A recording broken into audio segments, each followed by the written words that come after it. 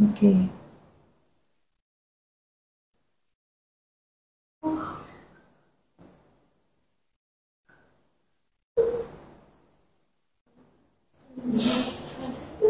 Om sudah gabung kan?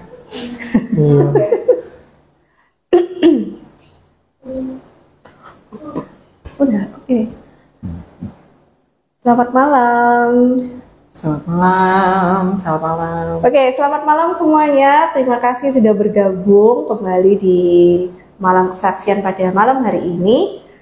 Sambil ngecek-ngecek barangkali suara kami berdua tidak terdengar, mungkin bisa diketik-ketik di kolom komentar supaya kami berusaha memperbaiki seandainya bisa. Oke. Oke, bagaimana kabarnya semua? Apakah merasakan gempa juga tadi sore sepanjang hari ini mungkin Kerasa ya? banget, 3 kali lah. 3 kali lah. Kan 3 kali yang terasa ya. Terasa. Tapi kalau mau ngecek di BMKG 11 hari ini ya. sudah 18 lebih.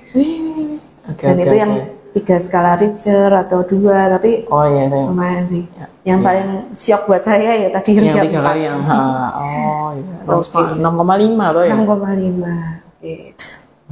Oke, di sini sudah ada 4 orang yang hadir, yang bergabung. Oke, sebelum kita ngobrol-ngobrol selanjutnya, harus kenalan dengan narasumber yang pernah hadir juga di sini. Cuman waktu itu kayaknya berdua ya sama Kak Oh Widi, iya, ya. bareng sama Kak Widi. Itu tuh bahas pasca kalau nggak salah. Ya, pas apa Iya. bulan keluarga? Oh, bulan keluarga iya ya, bulan keluarga. Oke, kita akan. Oke, Pak Fedi, terima kasih, gambar jelas, suara jelas. Oke, thank you. Sebelum kita mulai, kita boleh doa dulu. Vino, pimpin doa dulu ya. Oke, mimin doa. Oke, mari kita berdoa ya, Bapak Ibu dan saudara-saudara. Terima kasih Tuhan Yesus atas berkat-berkat-Mu. Hari ini kami masih bisa berjalan dengan baik ya Tuhan, masih bisa merasakan hari-hari ini. Meskipun ada gempa, tapi Engkau masih melindungi kami. Kami juga berharap para pendengar juga bisa dalam keadaan aman, tidak kurang satu apapun ya Tuhan. Hari ini kami mau ngobrol-ngobrol, bincang-bincang, dan men-sharingkan tentang pelayanan ya Tuhan. Kiranya itu juga bisa menjadi berkat bagi para pendengar, juga bagi kami yang akan sharing ya Tuhan. Kami pimpin jalannya live IG kesaksian kali ini, dari awal pertengahan hingga akhirnya, kami serahkan ke dalam tangan-Mu. Dalam nama Tuhan Yesus, kami sudah berdoa dan mengucap syukur. Amin. Amin. Oke. Mungkin ada yang belum kenal dengan sosok narasumber hari ini. Boleh kenalan deh siapa namanya? Ya, jadi namanya sih, nama lengkapnya Abdiel Serafino Iskandar, tapi memang biasa dipanggilnya Vino kayak gitu. Ya, saya sebagai ya aktivis di GKI Nagel gitu. Oke, singer iya, PJA iya. Iya. Terus apa lagi? Ya itu sih. Oh iya itu ya. Kelilingnya muter di situ ya. Oke. Kayaknya saya manggilnya Kakak Vino aja. Biasa di KA, jadi Kakak Vino atau mau dipanggil? Boleh. Kak Vino aja. Saya juga manggil Kak Tuti gitu. Oke. Oke. Vino, pendidikan saat ini apa nih? Terakhirnya apa nih? Pendidikan terakhirnya. Langsung ya. Jadi sebenarnya sekarang saya statusnya sudah lulus, puji Tuhan sudah lulus dari Fakultas Psikologi di UM. Kalau Bapak Ibu dan saudara-saudara juga tahu, di Widya Mandala Surabaya. Itu kemarin September 2023 baru saja lulus gitu. Saat ini sudah kerja atau? Saat ini belum bekerja, soalnya ya kapan hari sempat ditawari sama Pak WP untuk pelayanan ke luar pulau gitu. Jadi memutuskan untuk belum cari-cari kerja gitu sih. Saat ini masih pengangguran ya. Iya, betul. Tapi banyak acara ya. Banyak acara. Oke. Boleh tahu nggak kenapa sih milih psikologi, ambil ilmu psikologi? Ya. Jadi sebenarnya ini ceritanya ya lumayan panjang gitu ya kalau tapi sebenarnya dulu tuh waktu sebelum kuliah, waktu SMA itu ada 3 bidang yang memang aku kepingin tuju waktu kuliah gitu ya. Pertama itu analis kesehatan. Kalau misalnya tahu analis kesehatan ya sederhananya kayak Kayak misalnya kita kerja di laboratorium, ngecek darah, terus habis itu dan sebagainya. Nah, tapi memang pada waktu itu kepingin kerja di laboratorium itu nggak hanya di laboratorium, jadi nggak hanya benda mati, tapi aku juga kepingin di sisi ketemu sama orang gitu kerjanya, nggak hanya sama benda mati. Jadi miliknya analis kesehatan. Pertamanya itu. Keren ya. Analis kesehatan, namanya kan keren. Jadi kayak wah ini bisa nih juga melayani di bidang kesehatan. Soalnya kebetulan om saya itu kan dia juga dulu lulusan analis kesehatan. Gitu. Dan aku juga sempat diajari gitu kayak caranya tensi, caranya kayak kalau ngukur ini loh, darah yang gula darah yang secara cepat lah biasanya itu pernah diajari. Jadi tertariknya awalnya itu. Jadi diajari tensi yang pakai yang Eraksa itu, Eraksa. Ya itu. Tapi di Surabaya ya aku sempat beli formulirnya di salah satu kayak politeknik kesehatan gitu di daerah Surabaya, tapi ternyata itu hanya D3. Nah, karena sebenarnya aku tetap kepinginnya ya ada gelarnya, karena kan kalau sekolah sudah kuliah gitu kan kalau nggak ada gelarnya buat aku pribadi sih kurang lengkap gitu. Jadi ya eman banget kalau nggak S1, jadi aku nggak ambil. Terus abis gitu ya menggumuli kan apalah ini yang harus kutuju. Nah waktu itu kan memang karena banyak pelayanan, terus akhirnya gimana kalau misalnya teologi, siapa tahu memang itu panggilan Tuhan dalam hidupku kan kalau kayak gitu. Terus ya sempat berproses di salah satu STT yang ada di Jawa Timur, di Malang gitu ya, di kader GKI juga, tapi mungkin pada waktu itu mungkin belum kehendak Tuhan gitu ya. Jadi setelah aku berproses itu ternyata ya belum, jadi nggak bisa melanjutkan teologi. Nah karena aku sudah kan orangnya satu-satu gitu ya, jadi karena aku lulusnya tahun 2018 itu sudah mepet kalau aku harus kuliah di tahun 2018. Pasti uang UKT-nya mahal ya toh. Iya, sudah kayak kategori gitu. berapa? Sudah kategori berapa, terus ya gelombang berapa kayak gitu kan. Jadi aku mikir ya udahlah ini aja gap year setahun kita manfaatkan untuk yang lain. Nah pada waktu itu aku ini tanya-tanya beasiswa ke salah satu rekan PJA juga, Kak Medi gitu ya. Soalnya dia juga pernah dapat beasiswa gitu waktu di perkuliahan, waktu dia ngambil S2 kalau nggak salah.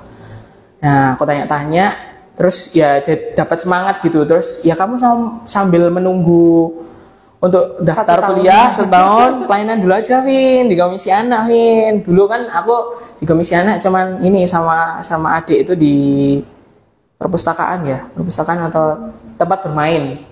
Kan dulu ada tempat bermainnya. Ya biasanya kami di situ kayak berinteraksi sama anak-anak. Jadi nggak masuk kelas. Nah, terus ditawari sama salah satu PCA itu, kami itu untuk ayo coba ikut kelas gitu ya. Akhirnya ya ikut itu, terus ya kok merasa tertarik nih kalau berinteraksi sama anak-anak, bertumbuh juga gimana cara ngadepi anak-anak, kan unik-unik ya kalau ngadepi anak-anak itu. Terus itu yang bikin juga semakin yakin untuk milih psikologi. Jadi sebenarnya ya 3 itu, analis kesehatan, teologi sama psikologi itu memang yang utama lah pada saat itu. Gitu. Akhirnya ya milih psikologi gitu. Ngomong-ngomong pelayanan nih, wah tahun depan kalian nggak nganu sih. Oh iya, kalian kelas 3 ya? Kelas 3 sih, kan Kak Vino nih. Ya gitu, sama Kak Edi ada. Oke. Out of the box. Ada the box. Gak apa-apa. Gitu. Oke. Setelah pergumulan, terus cari-cari info, akhirnya kok bisa dapat fakultas ini? Itu setelah gap 1 tahun atau gimana? Nah, karena aku mengejar supaya dapat kategori yang awal-awal, jadi memang aku daftarnya di Desember 2018. Yang mana pasti aku baru masuk kuliahnya kan Agustus 2019, ya kan. Jadi aku daftar, tanya-tanya beasiswa juga ke teman-teman. Ada satu teman pemuda yang juga daftar di WM dan dia dapat beasiswa. Terus ya aku coba tanya-tanya, dari Om juga dapat informasi gitu. akhirnya aku beli formulir ke admisi centernya Widya Mandala gitu kan, beli formulir sambil tanya kira-kira kalau misalnya apply beasiswa bisa dapat yang mana nih, atau jenis beasiswanya kayak apa, terus persyaratannya apa aja. Nah pada waktu itu orang admisi centernya itu bilang gini, wah sayang banget mas, ini pendaftaran beasiswanya baru aja ditutup. Jadi kan itu kayak ngumpulin berkas-berkas gitu, terus nanti sama bagian pendaftaran admisi centernya itu akan diajukan ke rektor gitu nanti buat mereka pilih, mereka pertimbangkan siapa yang akan dapat beasiswa. Tapi orang admisinya bilang gini, kalau misalnya masnya cepet ngerjainnya, segera kumpulkan berkas-berkasnya ke saya, nanti coba saya susulkan, siapa tahu bisa dapat kayak gitu. Akhirnya ya kurang lebih 3 hari aku ngejar-ngejar surat-suratnya kayak RT, RW dan sebagainya, itu kan ya hal-hal yang ya itu yang harus dipersiapkan. Akhirnya bisalah kekejar, dalam 3 hari itu selesai surat pendaftarannya, formulir pendaftarannya sama berkas-berkasnya itu, berkas administrasinya. Nggak ada kendala sama sekali. Biasanya katanya sih kalau urus-urus RT RW itu susah nih, ada alasan Pak RT-nya lagi keluar kota. Pada waktu itu kok ya puji Tuhan, Tuhan menolong ya, jadi nggak sulit sih, cepat aja dari RT RW kelurahan ya oke kok, cepat gitu. Jadi akhirnya aku bisa balikin. Terus abis itu ya orangnya cuma bilang gini, mas tunggu kabarnya ya lewat email, kalau misalnya ada kabar ya berarti mas dapat. Kalau misalnya mas nggak ada kabar sampai nanti masnya kuliah di bulan Agustus 2019 ya berarti masnya nggak dapat beasiswa kayak gitu. Berapa persennya pun nggak tahu, terus kategorinya berapa pun ya nggak tahu kayak gitu. Terus kok ya pas Desember itu aku inget kalau nggak salah tanggal 11 Desember 2018 itu dapat, puji Tuhannya 100% gitu. Jadi nggak bayar uang kuliah, ya bayar sih pada waktu itu untuk atribut aja, tapi selama kuliah UKT-nya itu uang semesternya itu nggak bayar gitu ya. Puji Tuhannya itu Tuhan masih menolong ya kayak gitu sih. Jadi pokoknya kalau nilainya sesuai terus kan ada standar nilainya 3,25 IPK-nya minimal harus itu ya terselesaikan. IPS-nya harus 3. IPS-nya ya tiap semester dan tidak mengulang. Mata kuliah yang diambil itu tidak mengulang. Kayak gitu. Terus ya sama kuliah ya puji Tuhan dikasih kesempatan buat ini ikut organisasi. Jadi buat teman-teman ya ikut organisasi itu penting sih. Ikut organisasi, terus abis itu dipercaya juga ketika aku mencoba ngelamar asisten dosen. Nah ya puji Tuhan bisa dapat asisten dosen di mata kuliah tertentu yang memang membutuhkan kayak gitu. Jadi ya Tuhan sangat membantu, terutama skripsi itu juga nggak tahu nanti Kak Tuti gimana waktu skripsi ya. Kalau aku waktu skripsi karena cukup iya materinya lumayan sulit sih pada waktu itu, bahas tentang fatherless gitu. Jadi lumayan panjang yang harus aku lakukan. Iya Pak, cari narasumbernya yang susah. Wawancara, terus harus ngetik hasil wawancaranya satu-satu dan sebagainya. Nah pada waktu itu kami teman-teman di Fakultas Psikologi itu banyaknya mau ngejar lulusnya 3,5 tahun. Dalam pikiran kalau misalnya semakin cepat lulus, semakin kita cepat bisa dapat pekerjaan kan.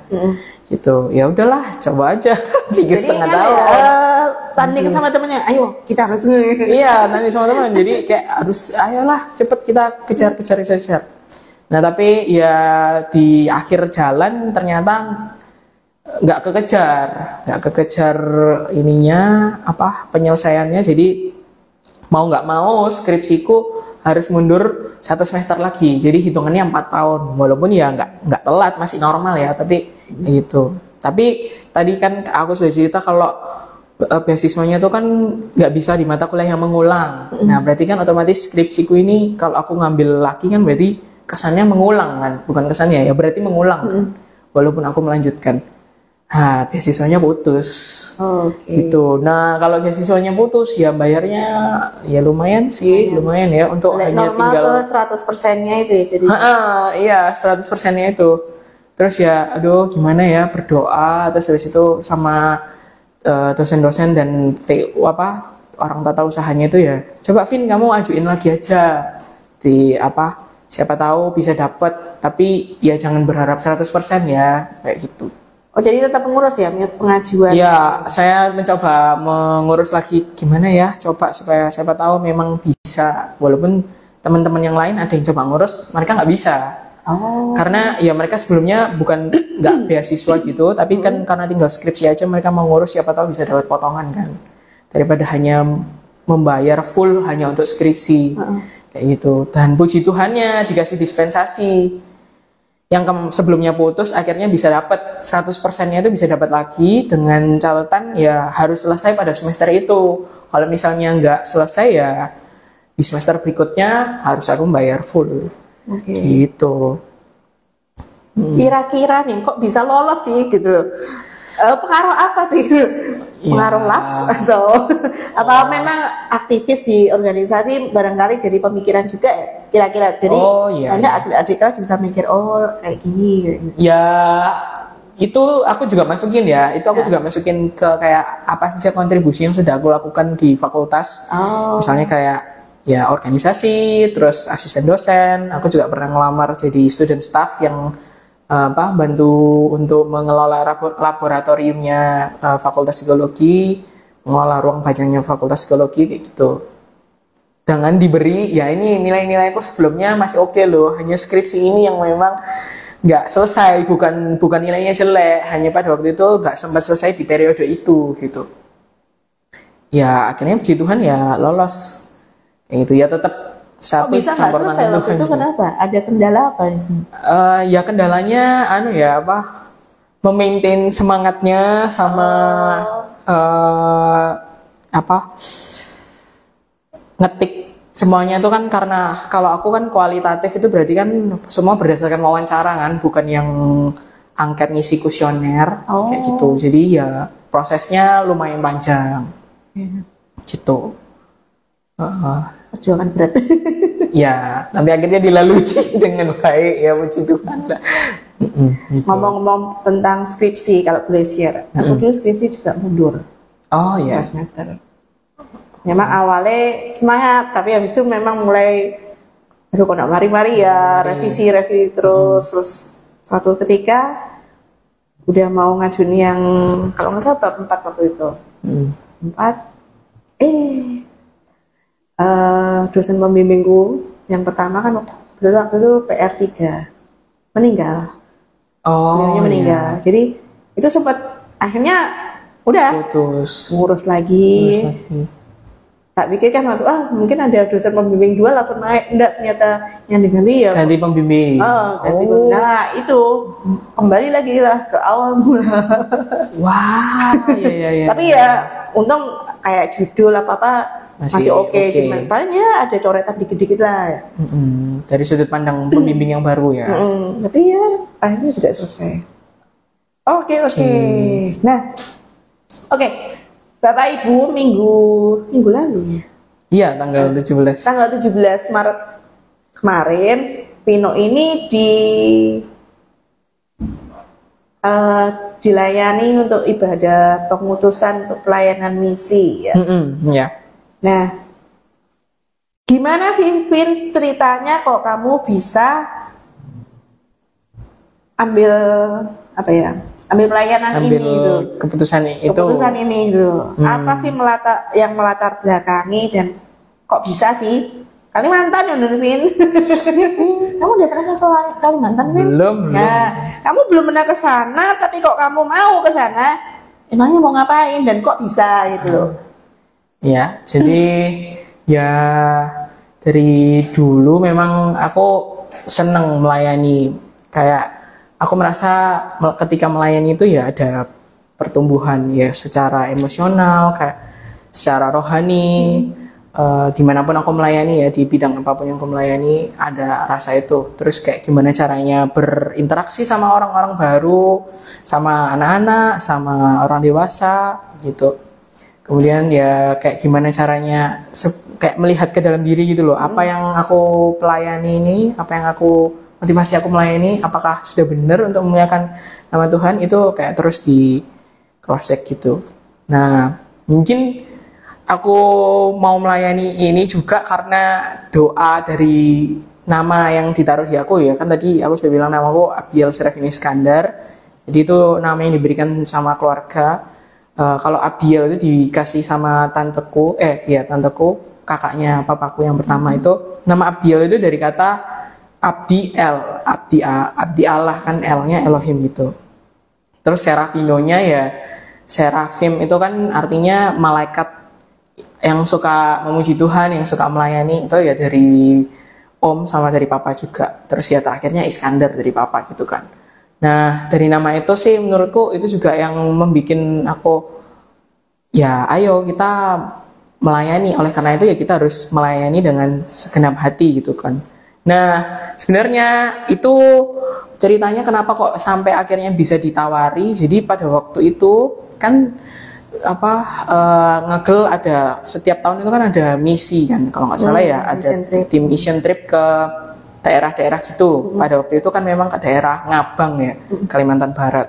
Nah kemudian nyata om saya itu dipilih untuk menjadi salah satu orang-orang yang akan bermisi ke sana.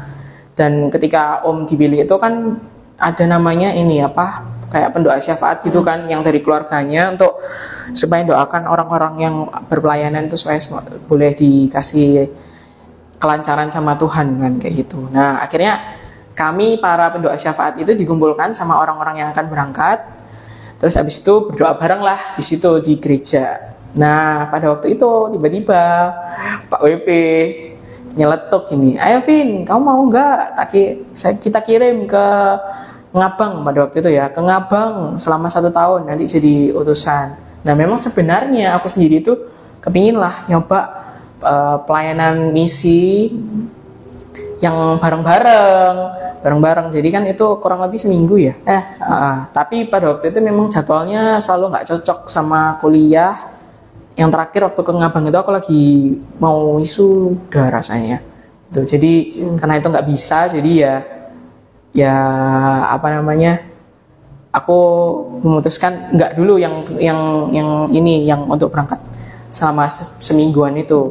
Terus karena ditawari sama Pak BP itu ya aku ada perasaan ya dicoba aja ya kali aku mau mengiyakan, tapi ya masih ada sedikit keraguan. Tapi kan kemarin kuliah juga Tuhan sudah mampukan, masa ya nggak bisa kan. Aku mikirnya pada waktu itu gitu. Nah selang beberapa waktu karena ada harus yang aku selesaikan juga di perkuliahan, jadi lama tuh dari sejak ditawari 2022 aku lulusnya kan 2023. Yaitu aku sambil menggumuli sambil berdoa. Terus abis itu ya coba deh aku mulai dulu gimana, apa aja yang harus kulalui dan kira-kira ngapain aku di sana. Jadi kalau Bapak Ibu tahu ya aku dikirimnya itu ke sekolah, namanya itu sekolah SMP TK itu ya teologi Kristen. Jadi sekolah itu memang di bawah naungan Kementerian Agama. Jadi bukan Kementerian Pendidikan. Namanya Sekolah Kasih Karunia, yang memang pada waktu itu tim misi itu ke sekolah itu. Jadi setidaknya kalau aku diutus ke sana ya aku punya gambaran sedikit lah, cerita-cerita dari omku gitu. Terus aku karena kuliahnya dalam bidang psikologi, jadi diutus untuk jadi guru di sana. Gurunya ya guru misi gitu, namanya sih guru misi ya, tapi sebenarnya yang aku pahami nanti utamanya aku bakal ngapain ke sana adalah ya jadi guru, terus membimbing anak-anak juga, terutama dalam kayak pendidikan karakter kan, karena psikologi juga kan kayak gitu. Nah kurang lebih pelayanannya nanti akan setahun ke sana ya, walaupun secara manusia ada kekhawatiran, ada itu ya manusiawi ya.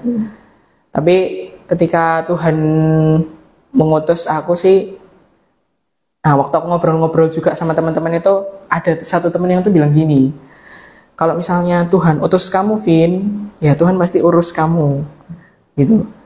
Dari kata-kata pendek itu jadi kekuatan gitu, jadi pengharapan baru. Oh iya juga ya, pasti kan Tuhan nggak nggak akan meninggalkan aku kalau memang aku mau melayani dengan segenap hati gitu. Jadi ya aku iakan, dan kemarin minggu lalu tanggal 17 itu ya dilayani ibadah pengutusan supaya orang-orang jemaat-jemaat juga tahu setahun aku bakal kemana kayak gitu. Oke. Jadi ini aku ya. Iya ini. Utus aku ya. Oke. Terus papa mama gimana nih? Keluarga ini setahun loh, Vin, bukan seminggu loh. Iya. Kalau mission trip kan seminggu, ini setahun loh. Setahun. Ya apa nih papa Ya mama? namanya orang tua ya awalnya sih ya banyak masukan ya, kayak yakin lah kamu ke sana. Perlu dikasih tahu juga, aku nggak pernah pergi jauh yang lama, paling jauh pun nggak pernah, beda pulau, masih di Jawa. Jadi pada waktu itu pernah lah camp seminggu kayak gitu. Tapi ini setahun di luar Pulau Jawa. Tinggalnya itu nanti juga asrama sih, itu kayak sekolah Kristen yang asrama, anaknya juga di situ. Jadi kayak Jadi satu asrama dengan anak-anaknya nih ya? iya ya, ada rumah staffnya, tapi ya memang kita akan berkegiatannya bareng anak-anak yang di sana, yang satu asrama itu. Oke. Gitu ya, mereka kayak kasih pertimbangan, kasih saran, tapi balik lagi sih mereka kayak ya kalau kamu memang oke dan merasa bisa, ya nggak apa-apa, jalan aja ya sambil berdoa terus kayak gitu. Tadi aku pengen tahu, dari pertama kali Pak WP, Vin kamu mau gitu? Itu kan tahun 2022 ya? 22. Itu langsung cerita sama papa mama apa enggak itu? Waktu apa itu masih kan, bawa anggap Pak WP guyon ya? waktu itu kan yang jadi tim pendoa syafaat itu ada mama juga kan. Jadi aku cerita ke mama, pada waktu itu papa nggak bisa hadir setahuku. Habis itu ya berdoa dulu. Aku sih berdoa dulu sama Pak WP, dibilang ya kamu berdoa dulu Vin, nanti kalau misalnya kamu sudah yakin kamu cerita ke papamu gitu. Ya pada waktu itu memang aku berdoa dulu ya, aku nggak langsung cerita ke papa. Terus habis itu ya cerita akhirnya, ini loh Pak WP mau ngutus aku ke Kalimantan, boleh tak? Hah, ke Kalimantan ngapain? Ya jadi guru di sana gitu. Ya. Aku mandangnya sih pengalaman baru ya, soalnya aku waktu itu kan juga kuliah, pada waktu itu magang belum gencar-gencarnya ya. Kalau sekarang kan magang sudah gencar-gencarnya. Jadi menurutku di satu sisi selain aku bisa melayani, aku juga bisa dapat pengalaman secara langsung, secara real di sekolah itu kayak apa gitu. Aku tertarik dengan keingat slogannya WM, non sekolah sertifikat di sesuai ya dengan apa yang kita dapat ya. Saya juga anak WM. Oke, Vin, kamu sudah mempersiapkan apa ini untuk pelayanan di sana? Bentar, sebelum dijawab, Bapak Ibu barangkali ada yang mau ditanyakan ke Vino, mungkin bisa langsung diketik di kolom chat. Mau tanya apa saja boleh. Yang pasti Vino masih single kok. Mau ngasih doa juga boleh kok. Ya, mau ngasih doa juga. Oke. Kalau misalnya Bapak Ibu mau dukung dalam dana untuk Vino juga bisa. Di rekening misi di nomor 788 091 8090 pakai kode 02 atau di beritanya Vino gitu aja. Jadi untuk mendukung Vino. Oke. Cerita deh. Persiapannya apa aja? Persiapannya, kendalanya, mungkin ada kendala persiapannya apa sih? Ya persiapannya sih satu, lebih cari tahu juga tentang sekolahnya kayak gimana. Jadi aku juga lumayan terbantu ya, sekolahnya itu punya website gitu. Jadi aku bisa tahu kayak sekolahnya itu punya nilai-nilai yang kayak gimana sih, mereka bergeraknya itu kayak gimana. Terus habis itu kira-kira kegiatan apa aja yang ada di sekolahnya, guru-gurunya itu siapa aja, pelajarannya apa aja. Itu setidaknya di website itu aku bisa punya informasi gitu. Terus juga ada informasi tentang kehidupan berasrama. Jadi kan mereka juga buka pendaftaran kan melewati website itu, dan ada peraturannya lengkap gitu untuk anak-anaknya gitu. Walaupun nanti aku di sana jadi guru ya, paling enggak kan pasti peraturannya kan nggak jauh beda ya. Jadi aku baca juga, jadi oh ya kehidupan asrama ya kayak gini. Karena aku juga nggak pernah sama ini kan ya di rumah, nggak pernah ngekos juga ya. nggak pernah ngekos, jadi sama ini kan ya di rumah gitu. Jadi ya itu belajar kayak itu, mulai latihan juga, mengurus apa yang bisa kurus sendiri, cuci nyetrika gitu ya. Walaupun sudah bisa sekarang ya. Iya, walaupun kadang ya dibantu juga kalau lagi nggak sempat kayak gitu. Terus terutama untuk pekerjaannya ya, untuk pelayanannya cari-cari materi-materi atau PPT yang bisa bantu nanti aku ke sana. Misal kayak ice breaking apa aja, terus alat-alat peraga apa aja. Soalnya nanti di sana kan memang mainnya tuh guru kan di sekolah, tapi sempat ngobrol sama orangnya di Kalimantan gitu, yang tanggung jawab di sana, penanggung jawabnya itu ya nanti kamu juga gak hanya di sekolah ya, nanti sampingannya ya nanti kamu bisa juga melayani, kami ada kayak kegiatan yang masuk ke pedalamannya lebih lanjut. Terus habis itu ya mungkin kayak cerita-cerita Alkitab ke anak-anaknya yang masih ya belum sekolah kayak gitu. Jadi ya kamu bisa persiapkan alat-alat peraga kayak gitu. Ya aku sambil cari-cari, siapa tahu ada tontonan-tontonan yang nanti bisa dibagi, bisa ditunjukkan ke mereka, atau kegiatan-kegiatan apa yang bisa aku siapkan. Itu satu. Terus metode mengajar ya searching sih, kayak gimana sih kalau menghadapi anak remaja zaman sekarang, kira-kira media apa yang bisa aku pakai untuk mereka supaya menyerap ilmunya lebih baik. Apalagi kan media teknologi kan semakin lebih pesat kan, mereka pasti ya lebih melek teknologi lah kayak gitu. Terus ya persiapannya lebih persiapan diri juga, sama persiapan mental ya, berdoa ya, setiap kali ya aku kayak afirmasi gitu ke dalam diri, ya Tuhan pasti bantu kamu kok, selama ini kan Tuhan juga menolong kamu, pokoknya ingat kamu harus melayani dengan segenap hati, jangan setengah-setengah, itu ya pasti Tuhan akan bantu. Ya persiapannya ya banyaknya ya seperti itu. Kendala-kendalanya sih belum ada kendala yang berarti, tapi ya gitu yang aku pikirkan dan aku lalui kayak gitu Kak Tuti. Jadi ilmu-ilmu dari hasil studimu di psikologi bakal kepake semua nih kayaknya ya. Ya, hopefully. harapannya begitu. Udah pernah belajar nggak studi kasus atau ya apa untuk menghadapi nanti di pelayanan di Kalimantan ini?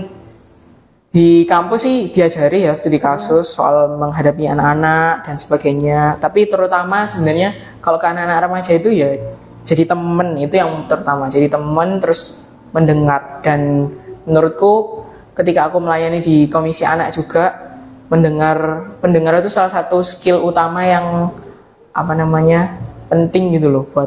Soalnya kalau anak-anak didengar itu mereka juga merasa hadir gitu loh. Orang yang lebih dewasa itu hadir buat mereka, dan mereka siapa tahu dari tutur kataku, dari tingkah lakuku itu juga bisa jadi contoh buat mereka ketika aku berusaha taat sama Tuhan ya. Kan anak-anak juga belajar kayak gitu.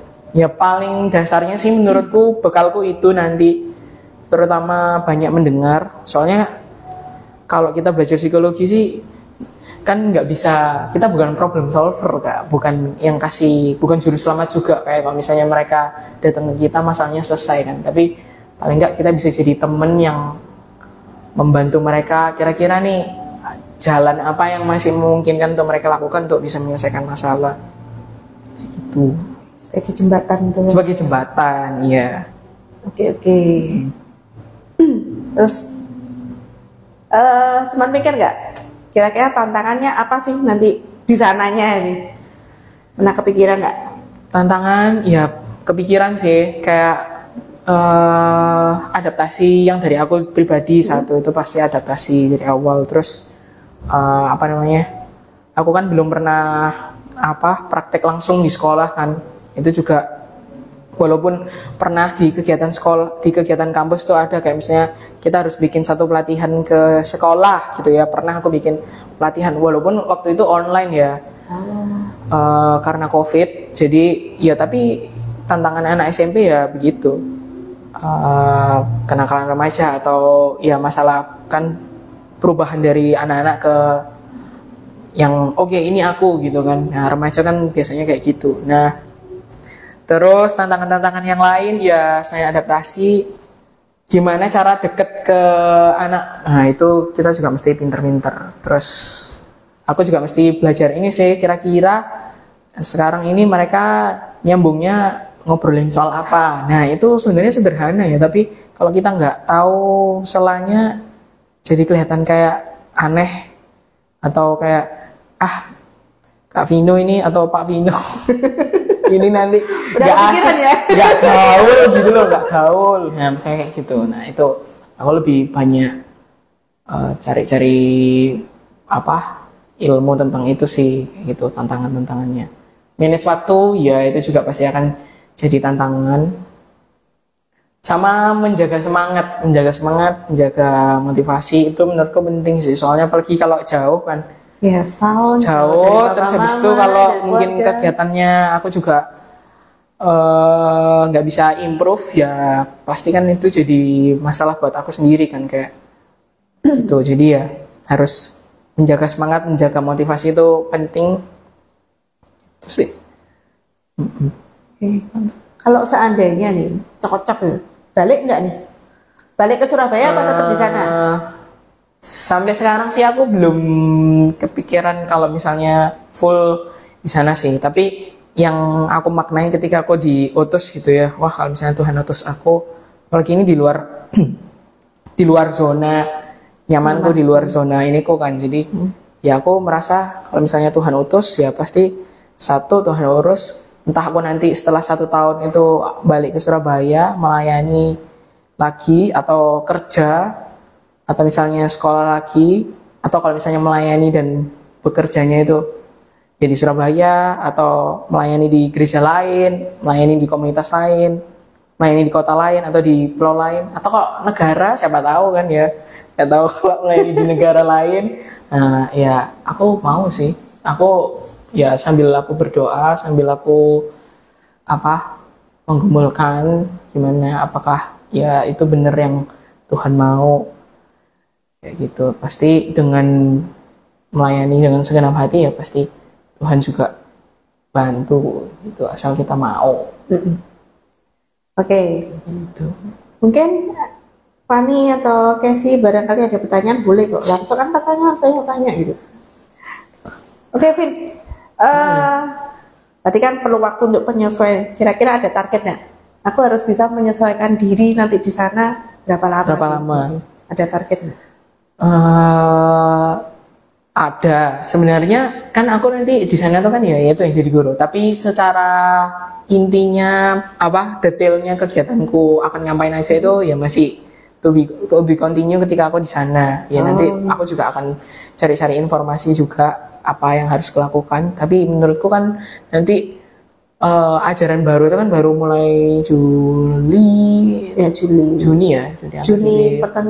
pertengahan saya. Ya paling enggak selama sebelum ajaran baru itu aku sudah bisa beradaptasi, atau paling enggak selama sebulan setengah atau 2 bulan gitulah. April Mei itu aku bisa kenal, paling enggak kenal dulu sama anak-anaknya, sama lingkungannya kayak gimana, sama ritme kehidupan di sana itu kayak gimana. Ya kayak gitu targetku ya segitu sih. Oh ya, minggu lalu itu saya kebetulan ketemu dengan namanya siapa? Saya lupa namanya, Stefani apa siapa ya? Yang ikut berangkat ke Ngabang juga anak. Oh iya ada yang namanya Stefani. Nah, dia tanya, Kak, aku bisa titip nggak? Karena dia pelayanan di sana. Ke Vino, nggak apa-apa, titip aja ke Vino. Jadi titip. Nggak tahu dia ada pernah janji sama anak yang di sana mau. Oh, ya nggak apa-apa, kontak aja. Boleh kalau misalnya boleh silakan yang mau titip. Yang mau titip. Selama tidak melebihi ini ya, melebihi bagasi. Ngomong tentang bagasi, aku bayangin kamu nyiapin alat peraga, dan sebagainya itu kira-kira perlu seberapa banyak sih bagasinya nanti? Alat peraganya ya yang masih bisa aku bawa ya. Kemarin tuh yang aku siapkan ya masih banyak yang di online sih, di laptop. Nah jadi nggak terlalu yang kayak gimana. Ada rekan juga Bu Hari akan bantu, tapi aku belum sempat ketemu sih soal peralat peraga yang beliau sudah siapkan. Mungkin cerita bergambar atau apa kayak gitu. Ya harusnya sih masih cukup ya. Gitu. Tapi kayaknya memang perlu bawa lebih. Kadang kalau sudah masuk di pelosok itu kadang terpaksa kita harus share. Bukan terpaksa sih, cuman apa yang ada kadang mereka ini boleh nggak kita simpan ya sudah akhirnya ya jadi berkat di tempat yang baru. Kapan hari sana juga ada panggung bonekanya tuh. Ya aku sih kepikiran mau beli boneka tangan, tapi aku dikasih tahu mereka ada panggung boneka juga di sana. Ya wes, paling aku siapin kayak mungkin cerita yang bisa aku pinjam seizin tim panggung boneka kayak ngakel gitu ya. Terus mungkin rekaman suaranya, siapa tahu itu juga bisa layani gitu sih. Oke. Dari semua yang Vino lakukan, apa sih tujuan yang ingin dicapai dengan semua ilmu yang Vino dapatkan yang sudah dimiliki? Tujuannya apa sih? Ya tujuannya aku ingin satu ya melayani itu kan jadi berkat. Terus ya karena aku bidangnya aku lebih senang terutamanya ke anak-anak gitu ya. Ya aku mau paling enggak ketika aku di sana itu ya bukan yang muluk-muluk kayak mereka bisa langsung berubah baik itu enggak. Tapi paling enggak mereka mungkin bisa belajar juga dari aku. Mereka juga bisa merasakan kehadiran orang yang mau melayani kayak gitu. Supaya mereka juga tahu nih ini loh ada berita keselamatan. Tuhan Yesus sudah